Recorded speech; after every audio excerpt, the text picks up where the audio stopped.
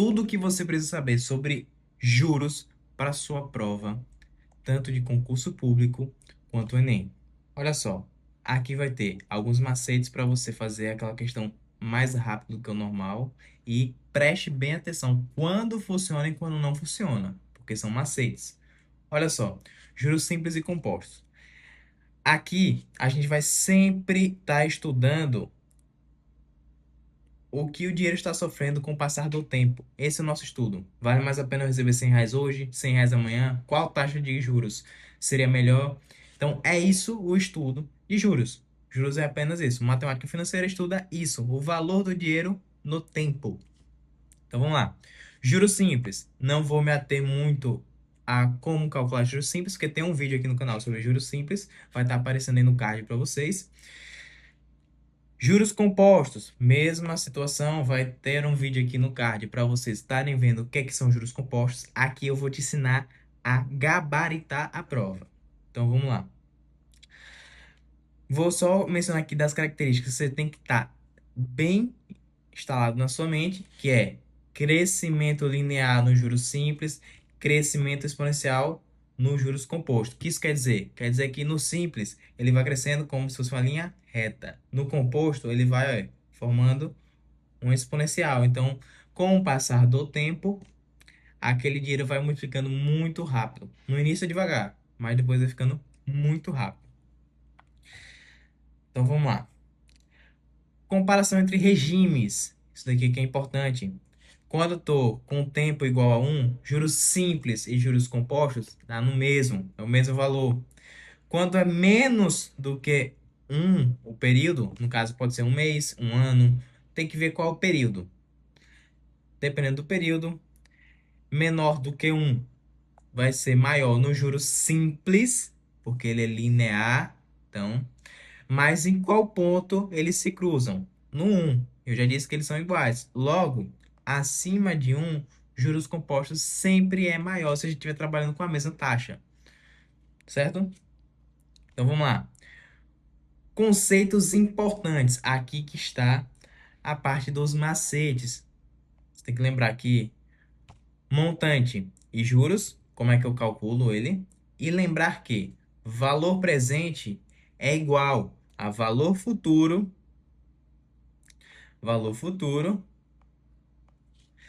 dividido por um mais taxa elevado a n.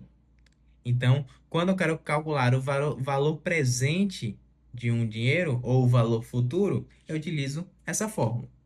É só eu ter a taxa e é só eu ter o tempo. Que aí eu vou dizer quando é que R$ 100 é melhor hoje, quando é melhor amanhã, qual taxa que me ajudaria, qual taxa que não me ajudaria.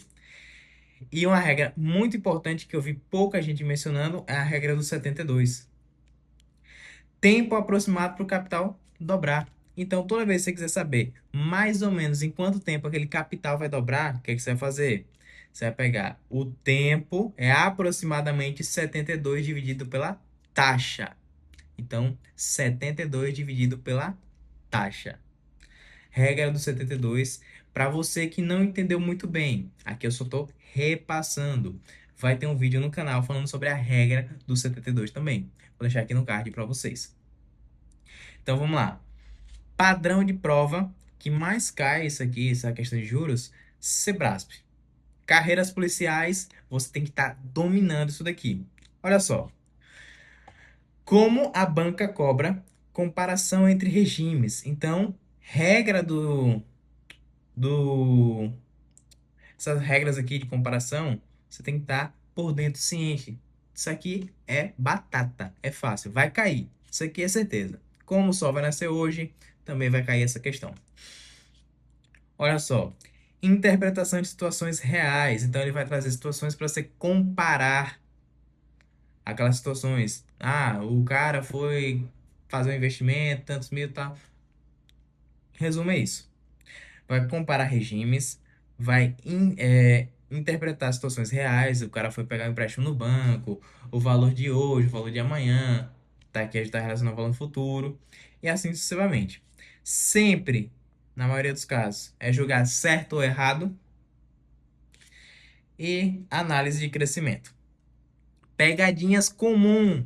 Muito comum em questão de concurso, questão de prova, qualquer prova que você for fazer que envolve juros, eles sempre vão fazer essas pegadinhas. Olha só, confundir simples com composto. Então, isso aqui, ele vai trazer uma questão aí falando sobre juros simples, juros compostos, você vai analisar a taxa, tempo, pô, o simples está melhor.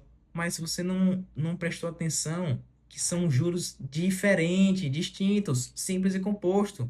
Lembre da análise. Quando é que o simples está melhor, quando é que o composto está melhor. Você vai ter que calcular em muitos casos, porque ele vai dar valores diferentes, taxas diferentes, tempos diferentes, e aí você vai ter que calcular. Esquecer capitalização. Então, isso aqui você não pode esquecer. Qual a capitalização que aquele cidadão está fazendo? Em quanto tempo? Qual o período? É uma capitalização frequente? É uma capitalização só inicial? Trocar porcentagem por decimal. Tome cuidado. Cuidado com isso daqui. Cuidado, cuidado, cuidado demais. Às vezes a banca não vai escrever 10%, ela vai escrever 0,1, que é 10%. Então fique atento. Tem esse domínio. Isso aqui é matemática básica. Tem esse domínio de saber o que é decimal, fração, porcentagem. Transforme com facilidade. Então treine esses pontos. Ignorar efeito exponencial. Então, quando você vê lá a taxa de juros, você pensa, vou calcular rato de cabeça. E esquece que tá a potência. E muitas das vezes a questão vai estar lhe dando potência simples ou vai te dar o valor de uma potência que você vai precisar. Então, vamos lá. Um exemplo aqui bem simples, né? Capital de R$ 1.000 a 10% por 2 anos. Pronto. 10% AA. O que é AA? Ao ano. Então, sempre se atentem a isso daqui, porque ele poderia ter colocado aqui, ó, ao mês. Se ele colocar ao mês e isso aqui está em anos, ou você transforma isso a ano, ou você transforma isso, o ano, em meses. Aí fica a seu critério, que é que fica mais fácil. Mas aqui é uma questão simples, apenas aplicar a fórmula. Eu coloco fórmula dos juros, capital vezes taxa vezes tempo. Como aqui eu estou falando de um juros simples, né? Eu vou encontrar esse resultado aqui. Com esse resultado, eu tenho um montante. Aí vamos lá. Calma aí.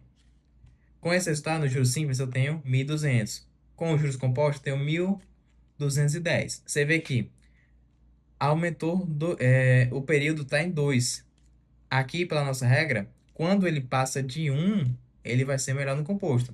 Você vê que aqui, ó, a única diferença foi de R$ 10. Diferença pouca, mínima. Mas com o passar do tempo, isso aqui vai aumentando cada vez mais. Outro exemplo, capital de 2.000, juros 5% ao mês, por 3 meses. Então, eu vou fazer o cálculo normal e eu vou encontrar aqui o meu montante. Exemplo 3. Qual cresce mais em 5 períodos? Crescimento exponencial. Então, juros compostos. Não tem dúvida aqui. Qual cresce mais em 3 meses, 3 períodos, 4, 10, 20? Acima de 1 é composto. Exemplo 4. Dobrar capital de 12% ao ano. Então aqui vai entrar a regra do 72. Por isso que eu digo, vá lá no vídeo, aprenda, entenda bem para depois poder calcular aqui. Mas vamos lá. Como é que calcularia? Pega o 72 e divide por 12. Isso aqui dá 6. Então eu tenho 6 anos para esse capital aproximadamente dobrar. Aproximadamente. Se a questão trouxer lá, que se não me engano vai ter uma questão aqui, mas se ela traz regra do 72, dar o tempo exato, falso, é aproximadamente. Como a maioria dos cálculos aqui são aproximados. Valor presente de 2.000 a 10% por 2 períodos. Então, se eu tenho que encontrar o valor presente, eu só tenho o valor futuro, eu tenho a taxa, então eu consigo calcular o valor presente. Eu tenho que investir 1.653 para lá na frente, com um período de 2, eu ter 2.000. Então lá, questão Sebrasp. Aqui vem os bizus. Vamos prestar atenção? Opa. Em juros simples, os juros crescem de forma exponencial. Simples, exponencial? Não, simples é linear. Falso. Questão 2. Em juros compostos, a base de cálculo permanece constante. E aí? Errado, porque ela começa assim e vai indo. Ela é exponencial.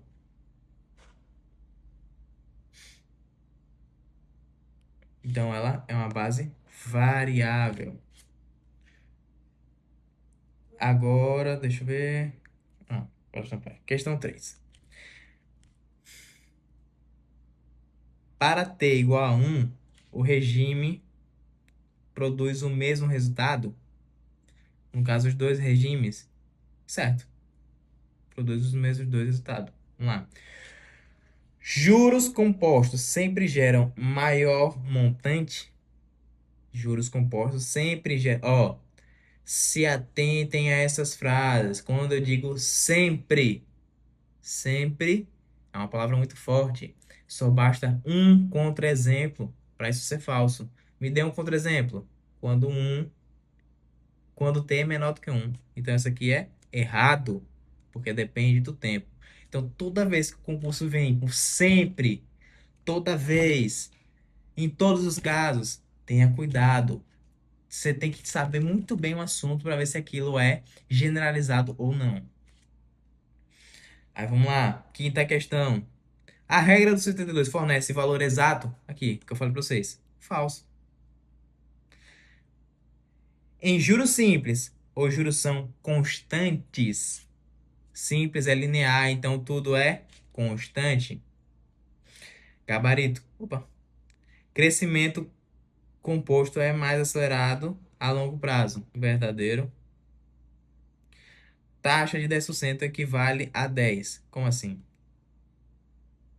Como equivale a 10? Taxa de 10% equivale a 10? 10 o quê?